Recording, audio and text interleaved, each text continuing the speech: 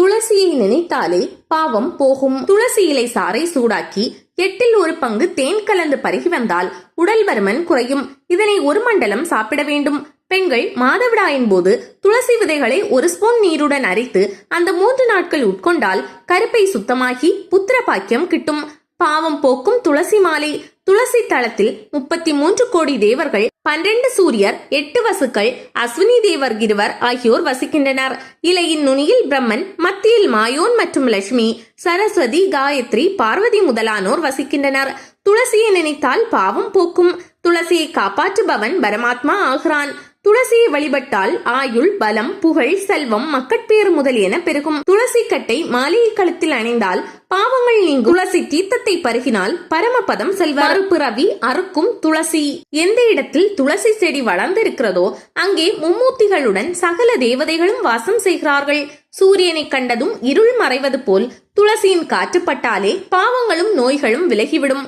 துளசி இலையை தெய்வ பிரசாதமாக உண்பவர்களுக்கு சகல பாவங்களும் தொலைந்து போகும். எவரது இல்லத்தில் துளசி செடிகள் நிறைய இருக்கிறதோ அந்த இடம் புண்ணியமான திருத்தலமாகும். அங்கு அகால மரணம், வியாதி முதலியன ஏற்படாது. துளசி செடிகளை திருமாலின் அம்சமாக மதித்து பூஜை செய்ய வேண்டும். துளசி தளத்தால் திருமாலை அர்ச்சனை செய்து பூஜிப்பவர்களுக்கு மறுபிறவி கிடையாது. துளசியை பூஜை செய்வதன் பயனாக சீதைக்கு ராமபிரான் கணவராக கிடைத்தார் என்று துளசி ராமாயணம் கூறுகிறது. விஷ்ணு பூஜைக்கு பிறகு சந்தன தீர்த்தத்துடன் துளசி தளத்தை பிரசாதமாக பெறுவது பக்தர்களுக்கு ஒப்பானதாகும். இதை சரணா அமிர்தம், தீர்த்த பிரசாதம், பெருமாள் தீர்த்தம் என்றெல்லாம் சிறப்பித்து கூறுவார்கள். இதை பற்றி ஆகம நூல் துளசி தளம் கலந்த ஸ்ரீமன் நாராயணனின் ஸ்ரீ பாத தீர்த்தத்தை பருகி வருபவர்களுக்கு மறுபிறப்பு இல்லை. அகால மரணம், உடல், உள்ளம் பற்றிய வியாதிகள் எல்லாமே விலகும் என்கிறது. துளசி மாடத்தை வணங்கும் போது சொல்ல வேண்டிய பிரார்த்தனை. நீங்கள் துளசி மாடத்தை வணங்குபவராக இருந்தால் கீழ்கண்ட பிரார்த்தனையை மனதில் பக்தியுடன் சொல்லுங்கள். விஷ்ணுவின் மனதில் இருப்பவளும் அமரர்களால் துதிக்கப்படுபவளும் மனம், வாக்கு, சர்வ இந்திரியங்களால் பரிசுத்தமானவளுமான துளசி தேவியை வணங்குகிறேன். பத்மநாபனுக்கு பிரியமானவளும் பிரம்மதேவனால் பூஜிக்க தகுந்தவளும் தாமரை மலர் போன்ற விசாலமான கண்களை உடையவளுமான துளசி தேவியே, எனக்கு வரத்தையும் அபயத்தையும் கொடுத்து அருள் செய். திவ்யமான ரூபத்தை தரித்தவரும் திவ்யமான ஆபரணங்களை கொண்டவளும் தாமரை போன்ற புன் சிரிப்புடன் கூடிய வதனத்தை உடையவளுமான துளசியே, உன் 4 திருக்கரங்களாலும் அருள் தருவாயாக.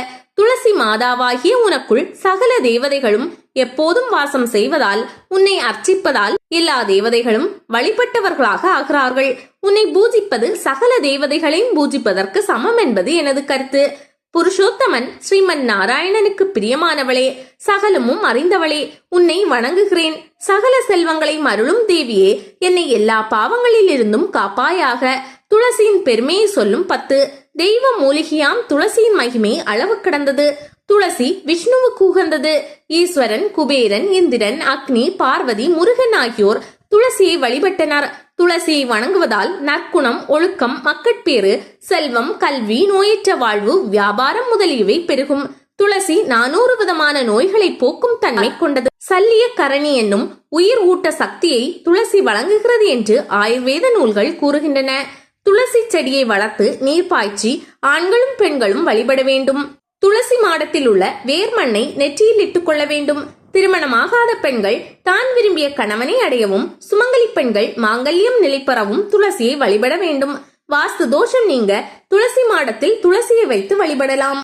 துளசி பூஜை செய்த மகாவிஷ்ணு. தர்மத்துவஜன் மாதவி என்ற தம்பதியினருக்கு கார்த்திகை மாதம் பௌர்ணமி திதியில் துளசி அவதரித்தாள். பிரம்மனை நோக்கி தவம் செய்து வரம் பெற்ற துளசி பெண் வடிவத்தை விட்டு செடி வடிவம் தாங்கி திருமாலுக்கு பிரியமானவளாக விளங்குவதாக புராணங்கள் சொல்கின்றன. துளசி செடியின் அடியில் தேங்கி நிற்கும் தீர்த்தத்தில் பாவங்களை போக்கும் புண்ணியங்களை தரும் சக்தி இருப்பதாக ஐதீகம் உண்டு.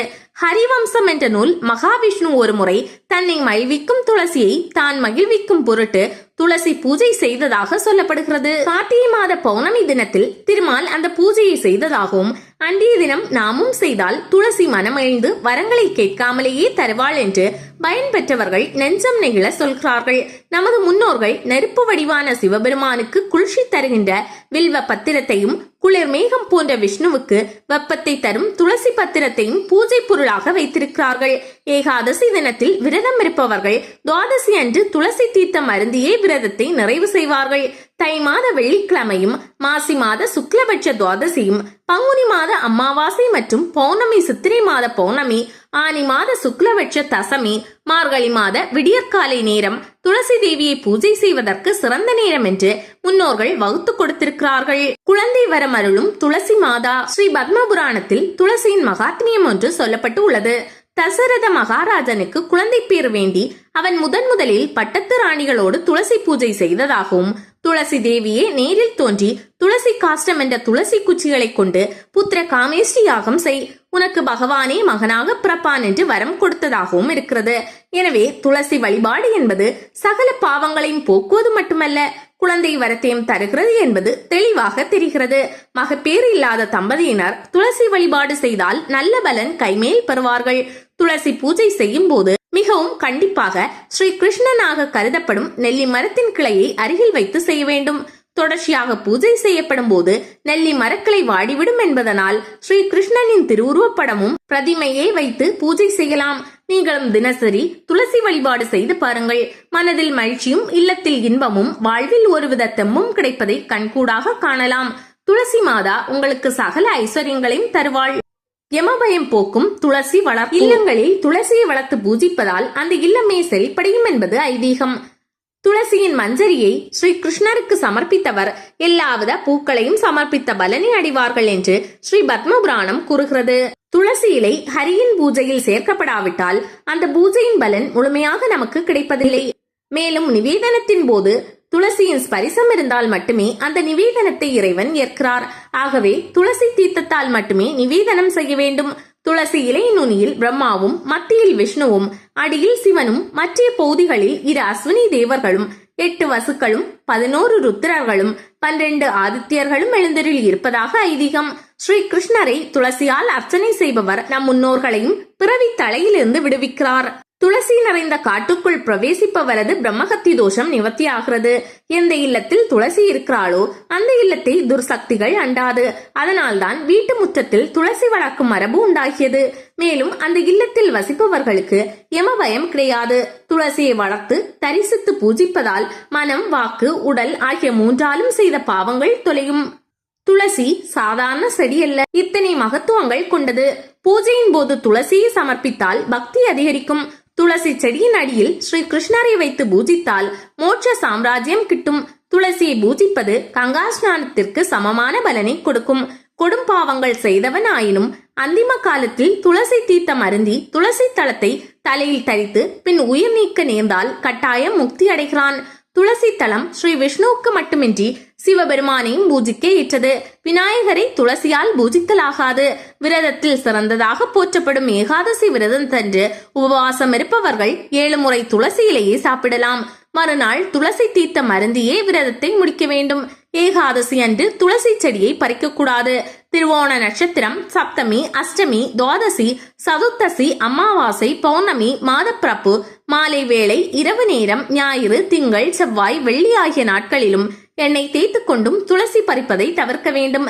மேலும் இறை நாமத்தை உச்சரித்தவாறே துளசியை பறிக்க வேண்டும். துளசியை பறித்து 3 நாட்கள் வரை உபயோகப்படுத்தலாம். துளசி மணிமாலை அணிவதால் உடலில் நோய்கள் அண்டாது காக்கும்.